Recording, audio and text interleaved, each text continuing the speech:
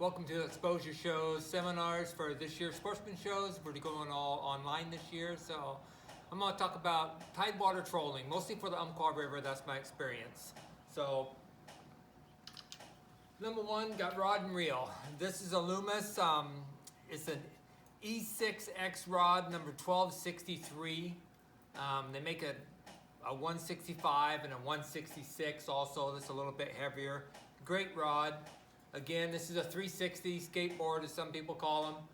This is a good rod for the back of the boat. I've got a Shimano Dakota 400, 65-pound Power Pro on it. Good reel, line counter is essential. You need a line counter for them. I'm just going to go over a quick little thing about some of the tips and tactics of what we use. Number one, we got 65-pound test main line. Put a bead on the end so it doesn't mess up your guide. Good swivels. Between your skateboard and your main line, you have to have some non-twist variety of something so it doesn't wrap your line up and everything. All the swivels in the world don't help. This last couple of years, I've been using a Cold Water Strong.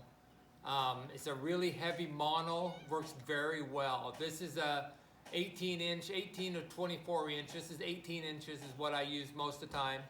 This is a short bus flasher, lots of different colors. Pro makes some very good ones also. And they are chipped and UV, but most of the time I'm just using the short bus. So this is an 11-inch short bus, another bead chain swivel on the end of it. I'm running 40-pound P-line mono between the two now, and I'll tell you why in a second. And this is just a VIP spinner. It's a 3.5 VIP spinner with a little hoochie on it. It makes tons and tons and tons of different little spinners, different colors, combinations.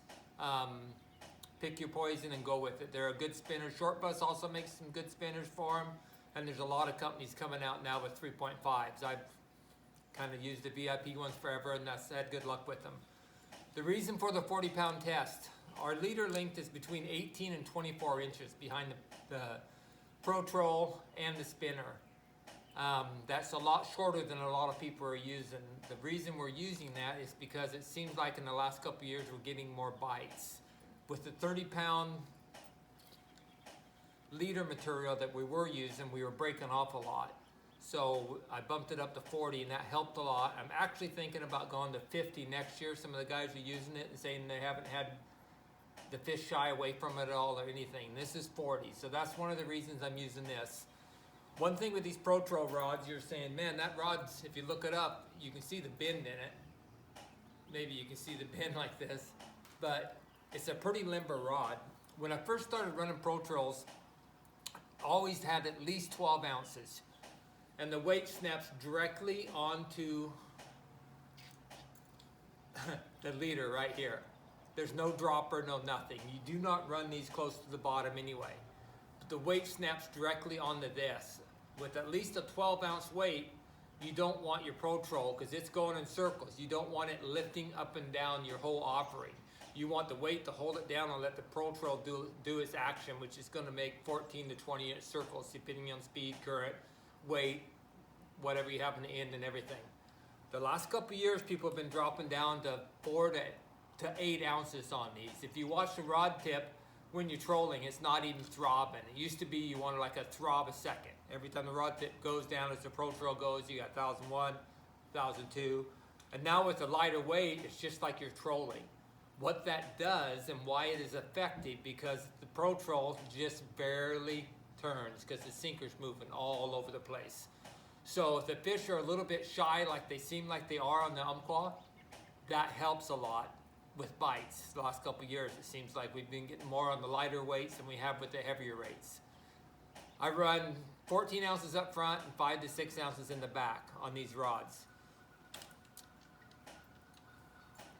Okay, we'll go back and go over things, but I got a lot to do and I got 15 minutes to do it in here, so I'm going to try to cover as quickly and thorough as I can. Okay. This is the old standby method. Same thing. It's an E6X rod, a Shimano 400 Dakota line counter reel, 65-pound test Power Pro. Same thing, I've got the cold water strong leader. This is only a 12-inch leader. And again, I'm running no dropper. I go directly on here. I'm not on the bottom that close anymore that I used to be dragging the bottom or within a couple inches of it. I'm a foot or two above it all the time now because it seems like I catch more fish doing that. So you have a 12-inch cold water strong leader. This is a short bus flasher. I run the short bus and the fish flash are two of my favorite ones that I'm running. 40-pound test leader, anywhere from 30 inches to 42 inches. Kind of depends on the day, the bite, and what works. These are Gamo hooks. These are 3/0 and 4/0. I run a lot of trocar. Those are excellent hooks, very sharp. So that leader, this flasher, same rod, same reel. The weight is 8 ounces to 14, whatever you want, and this will do the action for you. For bait, we're running herring, green label, or blue label, depending on what we can get. I get all my bait from Davy Jones Fishing Locker out of Eugene. Most of it is Jerry's. I've had good luck with that. A couple new things I've done the last couple of years is come across this Chrome Hunter. It's just a herring brine. It's just a salt with a bite enhancer. Comes in a blue color and a white color. It's really nice because you can do a wet brine or a dry brine. You can just get them right out of your package, soak them in salt. Works very good.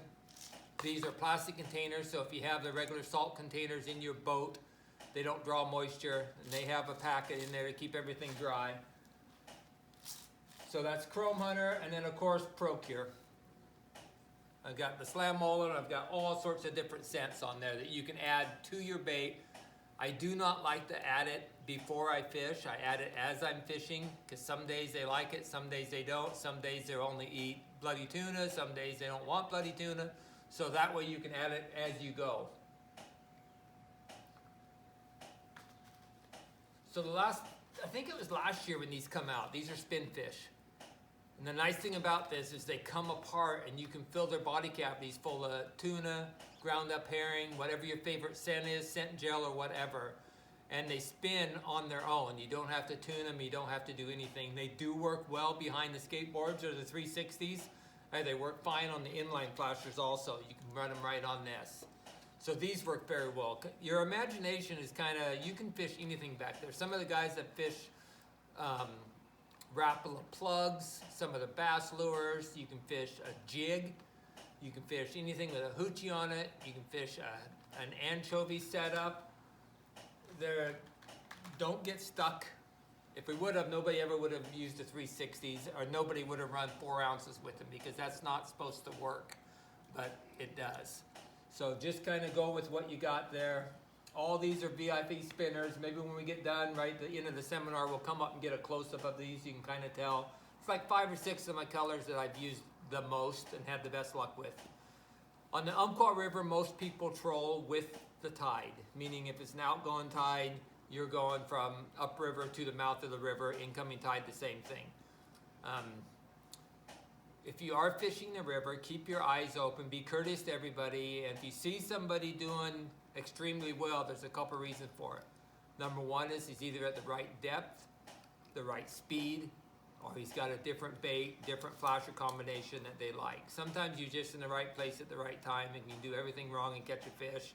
Other times you can do everything right and not get a bite. But keep your eyes open out there and watch what's going on and see what's going. Some of the stuff I'm using here, been doing this for a long, long time. The least amount of crap you have to have in the water on the other end of your main line, the better, in my opinion. There's no reason to have all this other crap. There's nothing sliding here. There's nothing to get away from. There's nothing there. It's just as plain and simple as you can get. So it works very well.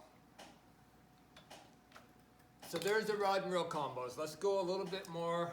If we have a little bit of time here, we'll go on the 360s a little bit more, because there's a lot of people are really getting excited about this. Number one, or one of the things, make sure you have very good swivels. lots of swivels, okay? Any color works on the Umpqua, but by far and away, this silver killer here, silver bullet, works the best. I've tried 30 different colors, day in and day out. This is the best one. The spin fish work very well behind this in the small size. Your trolling speed used to be you troll fast enough that you can get 1 throb per second. Everybody says if you're fishing a 360, you can't fish bait at the same time. I've been fishing 360s and bait together for the last 5 years. It works fine. You can do it. All you do is just watch the throb on these, on the front 2 rods. If you're running lightweight on the back, just go with it. So don't be afraid of running both at the same time. Some days they just like bait. So that's one thing. Don't go out and buy a bunch of weird colors. At least buy yourself a couple of these. And all these tactics work very well in the ocean. I think I got a few seconds left. How long I got, Donna? 4 more minutes? Okay, trolling speed. Watch your rod tip for your trolling speed. Your bait brine. ProCure makes a fine product. There's other products out there. I've been with ProCure for 10 years and there's no reason to try anything else. They make enough products that work very well and I've had good luck with it. If you're having a lot of problems with breaking off with your leaders on these short leaders like this, don't be afraid to bump it up to 50. I have a lot of friends that are running 50 and it works fine. We'll come up and get just a close-up shot here of these flasher spinners and some of the stuff I have here, and I hope something that I shared with you will be helpful today. Thank you, and enjoy the presentation.